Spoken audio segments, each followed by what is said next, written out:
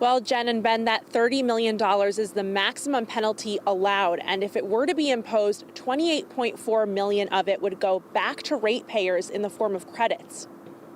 Obviously, we want to have a good working relationship. We hold PURA in high regard. The chair is a very hardworking Commissioner Bukowski, Commissioner Karen. They work very, very hard.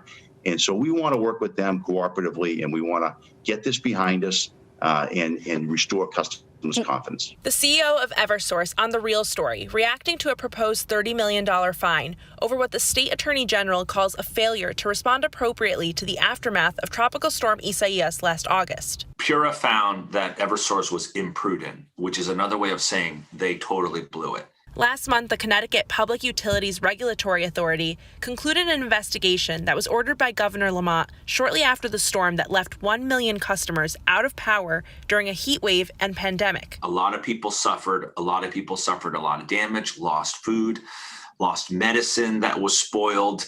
People were unable to run their businesses, educate their kids, and people, frankly, lost their lives, too. PURA considered more than 500 written comments to conclude that the first 48 hours of Eversource's response was a, quote, significant risk to public safety. In a statement, Eversource said in part, quote, while our employees worked tirelessly to restore power as quickly as possible, we recognize the hardships our customers and communities experienced, and we acknowledge there are areas for improvement. United Illuminating also slapped with a fine of $2.1 million, PURA saying it did not have a, quote, timely response.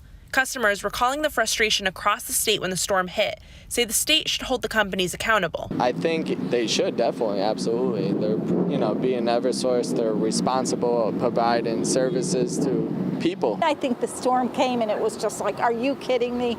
So I think some people were pretty frustrated. Attorney General Tong says he'll also be calling for even more money to be put back in customers' wallets. We're continuing to demand that they pay ratepayers, all of us customers, back for the $25 million they spent on communication systems that don't work still.